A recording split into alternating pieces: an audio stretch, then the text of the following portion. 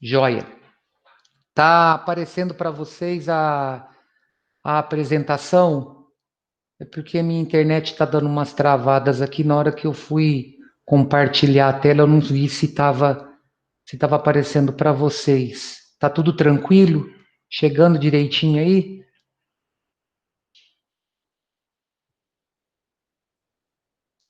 Então vamos lá.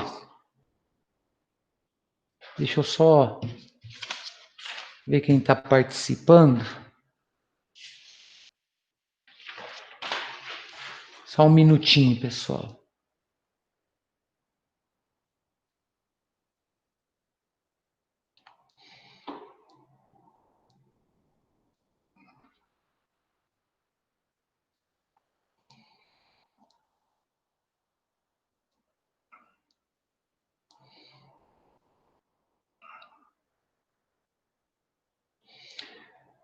Certinho, então vamos lá. Então, ó, movimento uniforme. Deixa eu entrar aqui. Aqui não é esse outro, não. Deixa eu só. Aí. Então, movimento uniforme. Deixa eu tirar essa barrinha aqui. Beleza. Página 5 a 33, aí é todo o conteúdo, tá? Desse capítulo 7. Aí está incluindo toda a parte teórica e toda a parte de atividades. Então, nós vamos começar com o movimento uniforme em si. Então, ó, tempo, espaço, lugar e movimento são palavras conhecidas de todos. Há de se observar, contudo, que o leigo só concebe essas quantidades partindo da relação que guardam com as coisas observáveis. Isaac Newton, 1643, 1727. Ao observarmos o movimento de uma escada rolante ou analisarmos a rotação da Terra, podemos afirmar que o módulo do vetor velocidade desses dois corpos permaneceu constante durante certo intervalo de tempo, ou seja, o valor numérico associado à unidade não variou. Movimentos em que o módulo do vetor velocidade, né, que é o valor numérico associado à unidade, permanece constante, são denominados movimentos uniformes. Se além do módulo do vetor velocidade, a direção e o sentido do movimento também permanecerem constantes, isto é, em linha reta, ele é classificado como movimento retilíneo uniforme. Ou seja, um movimento é retilíneo uniforme quando a trajetória dele é uma linha reta e a velocidade o módulo dessa velocidade é constante. Então, esse corpo sempre vai percorrer trajetórias relacionadas a uma linha reta com velocidade que não varia. Tá? Outro caso de movimento uniforme que relaciona o módulo da velocidade é quando a trajetória é circular. É movimento uniforme, tá, gente? O movimento uniforme ele está relacionado ao módulo da velocidade ser constante. Então, ó, outro caso de movimento uniforme é quando a trajetória é circular e o módulo dessa velocidade é constante. Todavia, em um movimento circular, mesmo que o módulo seja constante, a direção e o sentido do vetor velocidade são variáveis, acompanhando a trajetória. Esse movimento é classificado como movimento circular uniforme. Serão os dois casos de movimento uniforme que nós vamos estudar aqui, tá? O movimento retilíneo uniforme e o movimento circular uniforme. Então, quais são os objetivos da unidade? Definir o movimento uniforme, reconhecer as grandezas da função do movimento uniforme, quais as grandezas envolvidas, posição que o corpo se encontra na trajetória, velocidade que ele percorre essa trajetória, tempo que ele levou para percorrer essa trajetória. Estudar o movimento de um corpo com base na análise gráfica, foi o que eu falei inicialmente. Nós vamos aprender a interpretar gráficos relacionados ao movimento uniforme, isso é muito importante no estudo dos movimentos, fazer essa interpretação visual de um gráfico. Reconhecer as grandezas lineares e angulares no movimento circular, ou seja, quando no movimento circular ele percorre a trajetória circular, descrevendo um ângulo qualquer, tá? E resolver situações, problemas que envolvam o movimento uniforme. No caso, problemas que envolvam o movimento uniforme, o movimento retilíneo uniforme e o movimento circular uniforme. Beleza?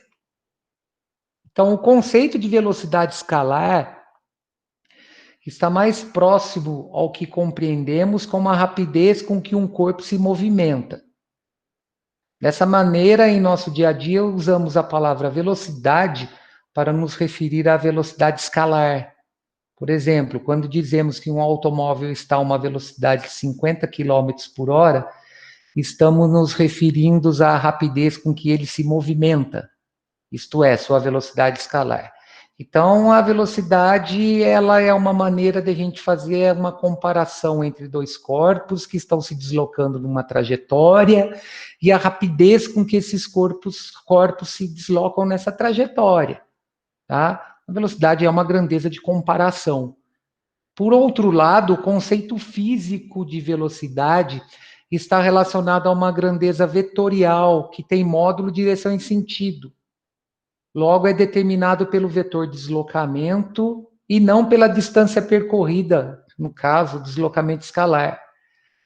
A velocidade, ou para reforçar o caráter vetorial da grandeza, o vetor velocidade é definido entre a razão entre o vetor deslocamento e o intervalo de tempo. O que é esse vetor deslocamento? O que o vetor deslocamento representa?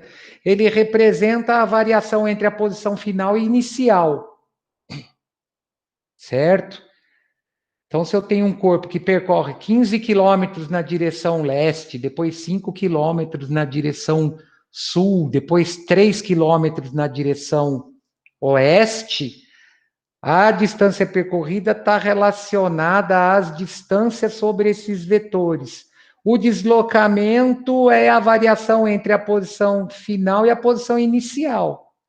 Geralmente, o deslocamento não corresponde à distância percorrida. Certo? E ele tem um caráter vetorial, ele só considera a posição final e a posição inicial. Então, observem, em corridas de atletismo, isso. Em diversos momentos, os atletas mantêm o módulo da velocidade aproximadamente constante, o que pode ser considerado como um movimento uniforme. Geralmente, isso é mais usado em maratona, né? Que o atleta vai manter durante um intervalo de tempo grande a velocidade constante para ele não perder energia durante a corrida, para ele não se desgastar muito.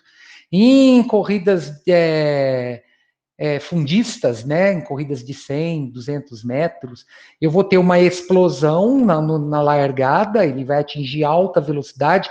Durante um intervalo de tempo pequeno, ele mantém a velocidade constante, aí ele reduz a velocidade após a chegada, após a linha de chegada, senão ele atravessa o estádio, né? Os movimentos são classificados de acordo com a característica do vetor velocidade, que é o módulo, a direção e sentido. A direção e sentido do vetor velocidade, ao longo do tempo, são diretamente relacionados à trajetória. E esta permite classificar os movimentos como retilíneos, circulares, elípticos, parabólicos, etc. Quanto ao módulo do vetor velocidade, os movimentos podem ser uniformemente variados e não uniformemente variados. Um movimento uniforme é a característica da velocidade constante. No movimento uniformemente variado, eu vou ter a característica da variação dessa velocidade devido à aplicação de uma força associada à aceleração. E nos não uniformemente variados, eu não vou ter essa constante, né? Dele manter a velocidade com o mesmo valor e variar de forma proporcional. Tá? Eu não tenho uma fórmula matemática para calcular isso. Continuando aqui. Conforme a primeira lei de Newton, se um corpo pontiforme estiver sob equilíbrio de forças, isso nós já vimos anteriormente, bem lá no comecinho, lá em abril nós vimos isso. Se um corpo estiver sob equilíbrio de forças, de tal modo que a resultante das forças que agem sobre ele seja nula, a tendência é que ele permaneça em repouso ou descreva um movimento retilíneo uniforme. Ou seja, isso é a primeira lei de Newton que está relacionada à lei da inércia. Quando as resultantes das forças que atuam num corpo, as resultantes das forças que atuam num corpo, dão um resultado nulo, esse resultado nulo está relacionado a duas situações. Ou o corpo está em repouso, ou ele está em movimento em linha reta com velocidade constante. Tá? Então, a lei da inércia caracteriza isso. Resultante nula determina corpo em repouso ou em movimento em linha reta com velocidade constante. Isso ocorre porque a resultante das forças que são responsáveis por provocar variações de velocidade é nula. E o módulo do vetor velocidade permanecerá constante. Ah, mas como é que eu vou manter uma força nula num corpo que está em movimento? Basta que a força que você esteja aplicando seja igual à força de resistência que está sendo aplicada sobre esse corpo. Então, vou ter esse corpo em movimento, não tendo força atuando sobre ele, isso não vai causar aceleração. Essa aceleração nula não faz a velocidade do corpo variar. Logo, numa linha reta, isso vai representar a característica de um movimento retilíneo uniforme, que é um movimento em que um vetor velocidade de um corpo em relação a um referencial inercial se mantém constante e diferente de zero. Resumindo, um movimento é retilíneo uniforme quando um corpo percorre uma trajetória em linha reta com velocidade constante. Então, de acordo com essa definição, podemos destacar algumas características importantes para os movimentos retilíneos uniformes. A velocidade escalar instantânea é igual à velocidade média. Por quê? Porque velocidade média nós vimos anteriormente que velocidade média ela vai relacionar a distância total pelo tempo total que eu tive para percorrer essa distância, né? Então, de repente, um automóvel tem uma velocidade, percorrer uma trajetória com uma velocidade média de 80 km por hora, isso não significa necessariamente que ele manteve durante o tempo todo 80 km por hora. Mas no movimento retilíneo uniforme, essa ideia se concretiza. No movimento retilíneo uniforme, esse corpo vai manter a velocidade sempre constante. Então, a velocidade média é igual à velocidade naquele determinado instante. Toda hora que o cara olha no velocímetro do carro, por exemplo, o velocímetro está indicando o mesmo valor de velocidade. No dia a dia, isso é muito difícil de acontecer, mas em alguns momentos do movimento isso acontece. A força resultante que atua sobre um corpo em movimento retilíneo uniforme é nula. Por quê? Porque eu estou numa condição inercial. Essa força resultante é nula porque essa velocidade não varia, ela é sempre constante. Então, se a força resultante sobre o corpo é nula, isso vai caracterizar uma outra relação importante no movimento retilíneo uniforme, que é a aceleração nula. Se a força resultante é nula, pelo princípio fundamental da dinâmica, que força resultante é o produto da massa pela aceleração, vai me dar uma aceleração nula também. Quem que é a aceleração? A aceleração é a grandeza física que varia a velocidade de um corpo. Se no movimento retilíneo uniforme eu não tenho variação de velocidade do corpo, essa aceleração é igual a zero.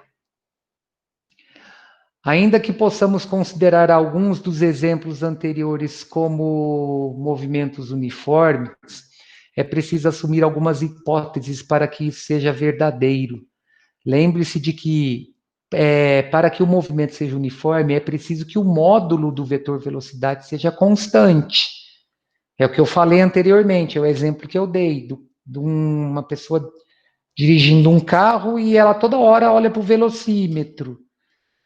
Se ela está focada em todo o intervalo de tempo considerado no velocímetro do carro, e esse velocímetro não mostra variação, durante esse intervalo de tempo, um movimento, que se ele estiver percorrendo uma trajetória em linha reta, ele pode ser considerado retilíneo uniforme. Tá? Os movimentos uniformes, de fato, não são muito comuns no cotidiano. Aí, ó. Visto que variar a velocidade é algo bastante corriqueiro em quase todas as atividades que realizamos ou observamos. Apesar disso, foram desenvolvidas algumas aplicações tecnológicas para que movimentos desse tipo pudessem ser realizados pelo menos durante algum intervalo de tempo. Veja alguns exemplos a seguir.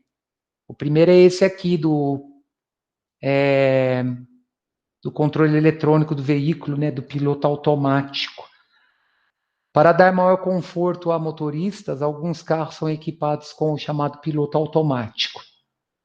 Quando acionado, esse dispositivo exerce um controle eletrônico sobre o veículo, fazendo com que o módulo da velocidade permaneça constante. Assim, se o condutor do carro não girar a direção para qualquer um dos lados, o automóvel realizará um movimento retilíneo uniforme. Como é que eu desligo isso? É só dar um toquinho no acelerador ou dar uma pisadinha no freio. Ele desliga na hora. Tá? Mas isso daí vai ser útil para, de repente, você estar numa pista, numa estrada com duas faixas de rolamento, né, num mesmo sentido, estradas que tenham grandes extensões de retas, aí é tranquilo, né? No nosso caso, no dia a dia nosso, é complicado a gente manter piloto automático de um carro em funcionamento. Ah, mas ele é útil porque ele não cansa o motorista, né? Então, alguns automóveis modernos têm a função de piloto automático, a qual faz com que o veículo mantenha a velocidade constante. Tem uns outros controles também, que é o limite de velocidade, né? Você determina um valor de velocidade no teu veículo. Por exemplo, nessas estradas nossas aqui que tem muita curva, muito buraco, muito quebra-mola. Então, você determina um valor máximo, vamos colocar aí um valor de 80 km por hora. Aí, na hora que você passa desse valor, o carro avisa que você está acima daquele valor de velocidade, né? Dureza é quando você coloca isso no carro e esquece de desligar o negócio e coloca a velocidade baixa. Aí, qualquer aceleradinha que você dá no carro, o carro fica te avisando que você está acima do limite que você determinou. Outro exemplo aqui de movimento retilíneo uniforme. Para reduzir desconfortos para os passageiros, os elevadores são programados para manter movimento retilíneo uniforme durante algum intervalo de tempo. Obviamente, isso não ocorre nas partidas e na chegada aos andares, lógico, né? Ele tem que aumentar a velocidade para sair de um andar e reduzindo gradativamente a velocidade para chegar no andar desejado, quando o módulo da velocidade precisa, respectivamente, aumentar ou diminuir. Ele não vai sair saindo e chegar chegando. Vamos colocar assim. Ele parte do andar, aumentando sua velocidade, aí depois de determinado instante ele mantém a velocidade constante, na hora que ele vai chegar antes de chegar no andar desejado, ele vai diminuindo gradativamente essa velocidade, para não gerar desconforto na pessoa, né? A pessoa, se ele arrancasse de uma vez e freasse subitamente na hora que chegasse no andar, ia ser bem desconfortável. Então, o movimento de elevadores é uniforme em quase todo o seu deslocamento, em quase todo. Outro exemplo aqui, ó.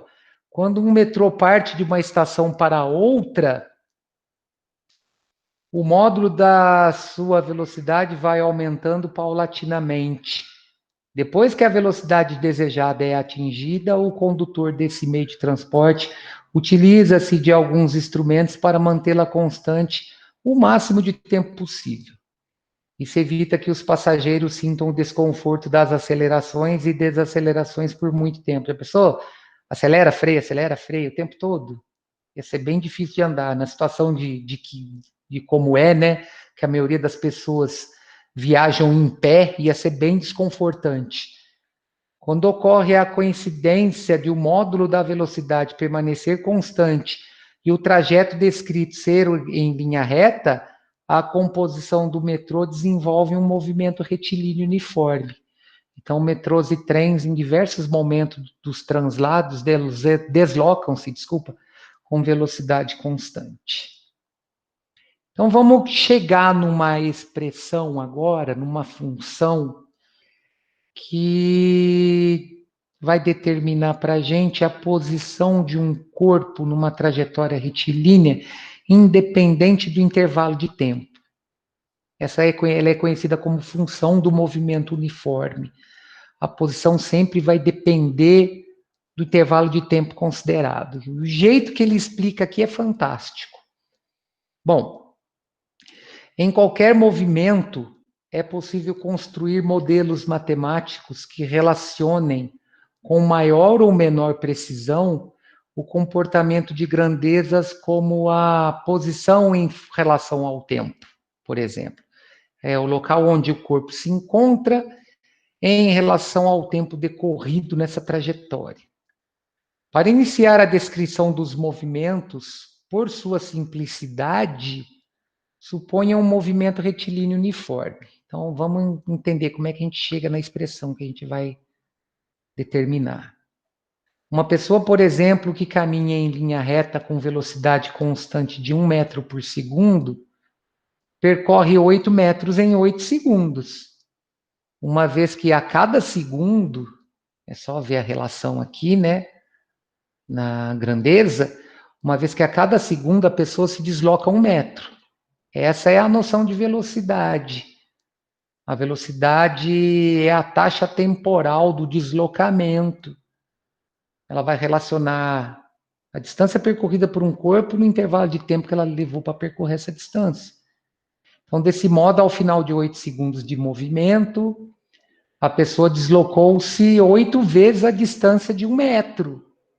Basta eu multiplicar a velocidade que ela tinha pelo tempo que ela levou para percorrer a trajetória, que eu calculo, que eu determino o deslocamento dessa pessoa, ou a distância percorrida por essa pessoa nessa trajetória retilínea.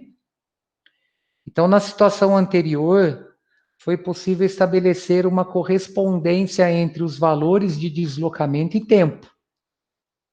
Quando isso ocorre, temos uma relação denominada função, ou seja, o deslocamento depende do tempo, o deslocamento está em função do tempo, que pode ser expressa por uma equação obtida da definição de velocidade escalar média, como mostrado a seguir. Então, vamos lá. O que nós temos? Que a velocidade escalar média de um corpo, ela é a taxa temporal do deslocamento desse corpo, ou seja, ela determina o deslocamento do corpo pelo tempo que esse corpo levou para percorrer essa distância, para executar esse deslocamento. E o que é o deslocamento? O deslocamento é a variação entre a posição final e a posição inicial. A variação do tempo é a diferença entre o tempo final e o tempo inicial. Uma vez que o modo da velocidade é constante, pois se trata de um movimento retilíneo uniforme, a velocidade média coincide com sua velocidade instantânea, aquilo que eu falei. O tempo todo que o cara olha no velocímetro está na mesma velocidade. Então, naquele instante que ele olhou no velocímetro, vai determinar que aquela velocidade vai ser sempre a mesma durante essa trajetória retilínea. Dessa forma, a equação anterior pode ser reescrita da seguinte maneira: eu troco a velocidade média pela velocidade instantânea. Então, minha velocidade instantânea é a razão entre a posição final e a posição inicial, tempo final, tempo inicial. Aí, o que a gente faz? Multiplica em cruz. Isolando a posição final S do corpo, o que eu vou ter? Eu passei aquele denominador T menos T0 multiplicando a minha velocidade. Isso me sobrou no segundo membro o meu numerador, que é S menos S0. Isolando S, eu vou passar S0 para o primeiro membro somando, porque ele está negativo aqui, Então, eu tenho V que multiplica T menos T0 mais S0 igual à posição final S. É comum considerar que o instante inicial do movimento é zero, ou seja, a gente considera o tempo cronológico. Então, no estudo físico é sempre feito no tempo cronológico. Eu quero estudar o movimento de um veículo, eu não vou esperar dar uma hora cheia para começar o estudo do movimento desse veículo. Por exemplo, são 16h47 agora. Eu não vou esperar dar 16h50 ou 17 horas para começar a fazer o estudo físico desse movimento. Eu vou pegar um cronômetro e vou iniciar o estudo no movimento desse corpo a partir do momento que eu zero esse cronômetro, ao tempo cronológico, certo? Então é comum considerar que o instante inicial do movimento é zero, ou seja, eu considero essa variável t0 aqui igual a zero, como se o cronômetro tivesse zerado no momento que iniciou o movimento ou sua análise. Por isso, a função horária da posição do movimento uniforme pode ser reduzida para a posição em função do tempo é S0 mais VT. É facinho de guardar essa fórmula que é SOR-VT. Ó, SOR-VT. É a função horária da posição de um corpo num movimento retilíneo uniforme. Por que função horária da posição?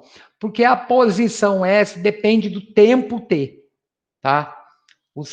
Caso as unidades das grandezas estejam no sistema internacional, temos que a posição final S vai ser medida em metros, a posição S0 é sempre determinada pela posição inicial, também vai estar medida em metros, a velocidade constante em metros por segundo e o tempo em segundo.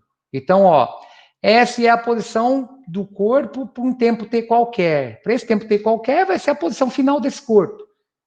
Então, eu vou calcular S para um tempo de 10 segundos. Vai ser a posição do corpo para aquele tempo de 10 segundos.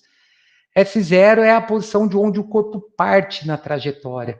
Pode ser zero se ele estiver partindo da origem, pode ser negativa se ele estiver antes da origem, pode ser positiva se ele estiver depois da origem.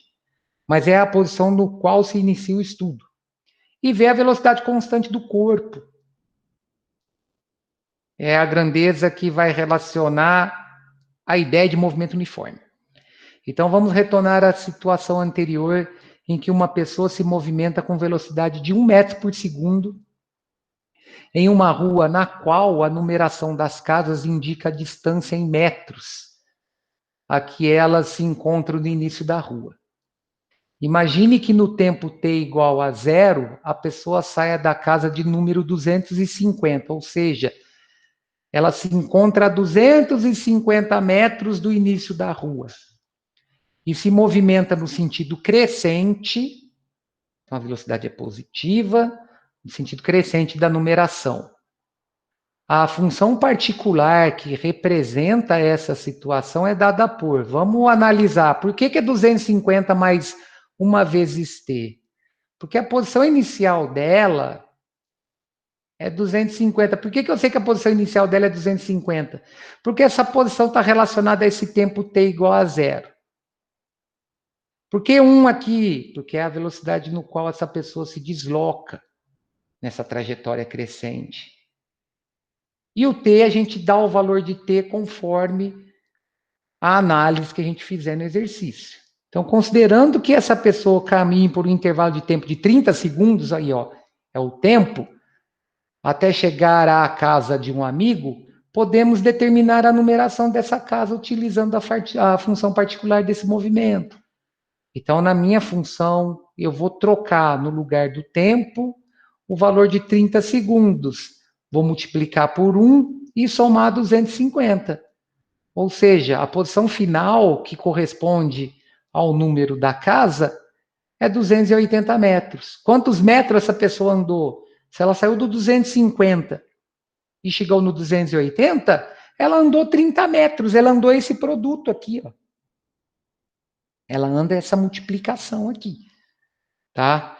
Então, na minha função horária da posição, o valor numérico sozinho sempre vai representar a posição inicial. O valor numérico multiplicado pelo tempo sempre vai representar a velocidade do corpo. Aí a posição final vai depender do valor que a gente der para o tempo. Beleza? Bom, tem algumas conexões aqui, eu coloquei isso só de curiosidade. A matemática é muito utilizada na física por apresentar uma linguagem simbólica adequada para representar modelos sobre os fenômenos estudados. Em diversos casos, a aproximação entre essas ciências é tamanha que fica até difícil desassociá-las. Quando as funções são estudadas na matemática, define-se que função afim, ou seja, a função do primeiro grau, tem o formato ax mais b. O gráfico de uma função afim é sempre uma reta, onde a inclinação da reta vai depender do valor numérico que multiplica a variável independente x. Se esse valor numérico for positivo, isso é característica de uma função crescente, a inclinação dessa reta é para cima. Se esse valor for negativo, é característica de uma função decrescente, a inclinação da reta é para baixo. Nesse caso, x e y são as variáveis, x a variável independente, que é a variável que eu dou valor, y é a variável dependente, porque ela está em função de x. A e b são as constantes reais. Quando os movimentos são estudados na física, define-se que a função temporal da posição em movimentos uniformes apresenta a forma S igual a S0 mais VT. Olha lá, volta a afirmar. Sorvete. Sendo S e T as variáveis, né? A posição depende do tempo. S0 e V são as constantes, sendo S0 a posição inicial, né? A posição para o tempo T igual a zero, e V a velocidade constante do corpo. Bom, para finalizar, vou deixar os exercícios para a quarta, vamos associar a ideia de velocidade aos movimentos progressivos e retrógrados, ou regressivos também. Então, os movimentos podem ser classificados de diversas maneiras. Uma delas é com relação ao sentido do deslocamento em relação à trajetória. Se ela ocorre no sentido crescente da trajetória, ou seja, se essa pessoa está deslocando no sentido em que os valores numéricos nessa trajetória sempre aumentam, esse movimento pode ser classificado como um movimento progressivo. No exemplo anterior, em que uma pessoa se movimenta no sentido crescente da numeração das casas, tomando como sentido positivo, o movimento é classificado como progressivo. Qual que é a principal característica de um movimento progressivo? A velocidade é sempre positiva. Olha lá, ó, sempre maior que zero. Então, o movimento progressivo é aquele que é feito no sentido crescente da trajetória com velocidade positiva. Olha lá, o sentido progressivo de um movimento é algebricamente representado pelo sinal positivo. Então, a gente descobre na função horária se o movimento é progressivo olhando o sinal da velocidade. Se o sinal for positivo, é característica de movimento progressivo. Por outro lado, se o movimento ocorre no sentido decrescente da trajetória, pode ser classificado como movimento retrógrado, ou seja, sentido decrescente. A pessoa está se deslocando sobre a trajetória e o valor numérico sobre ela diminui a cada instante. Então, ela está no sentido contrário dessa trajetória. Ela está deslocando em direção à origem. Aqui ela está se afastando da origem no progressivo. Aqui ela está se deslocando em direção à origem. Qual que é a principal característica de um movimento regressivo? O sinal negativo da velocidade. Tá? Então, se numa função horária da posição em função do tempo, se aquele valor que multiplica o tempo for negativo, é característica de movimento regressivo. Pessoal, eu não vou entrar nas atividades agora, porque requer um tempo grande. Eu vou deixar essas atividades para quarta-feira, porque aí quarta-feira eu puxo o gancho, resolvendo essas atividades, para a gente fazer um encontro entre corpos e fazer o estudo gráfico nos movimentos uniformes. Eu já recebi todos os trabalhos, tá? Todo mundo, aliás, não recebi todos ainda. Tem um trabalho que eu não recebi ainda, eu preciso receber esse trabalho. porque eu preciso fechar essa nota, só assim eu vou poder fechar a nota de vocês e entregar de acordo com o que nós combinamos. Eu já estou com todos os trabalhos que eu recebi, já estão corrigidos, certo? Tem algumas atividades que eu não recebi ainda e eu preciso também, eu estou na dependência de receber essas atividades para fechar a nota para vocês, porque o que acontece? Eu tenho que cumprir o cronograma da secretaria. Eu tenho prazo para entregar essas notas na secretaria. Então, se eu tenho nota em aberto, eu vou entregar na secretaria em aberto. Aí quem está com nota aberta vai ter que correr atrás, tá? Então, vamos tentar manter todo o nosso cronograma para ver se até quinta-feira, porque ainda eu tenho que corrigir um monte de coisa, se até quinta-feira eu consigo passar para vocês a nota individual, tá? Aí eu faço no mesmo esquema que eu fiz no primeiro e no segundo bimestre. Eu mando um e-mail para cada um com aquela relação, né? Atividade, participação, trabalho, prova bimestral, aquela tabela com todas as atividades que vocês fizeram, para vocês terem uma ideia. Só para vocês terem uma ideia. Do dia 7 de agosto para cá, eu passei 70 exercícios para vocês. Dia 7 de agosto até o dia 25 agora de setembro. Foram 70 exercícios. Então, tudo isso vai estar computado lá. A quantidade de exercício no dia tal, o tanto de exercício que fez, quem entregou, quem não entregou, a nota em proporção, tá? Então, vamos tentar manter esse cronograma para eu poder entregar nota para vocês. Eu só vou conseguir entregar se vocês me entregarem. Beleza? Então, gente, por hoje é só. Obrigado pela presença de todos aí, pela participação. Quarta-feira a gente continua nesse assunto e eu quero ver se a gente já consegue adiantar bem isso. Beleza, pessoal? Boa tarde para vocês. Depois eu mando um e-mail com esse slide para vocês também. Um abraço para todo mundo. Tchau, pessoal. Tudo de bom. Falou, Gustavo. Falou, Eugênio. Um abraço, gente. Professor. Tchau, Giovana.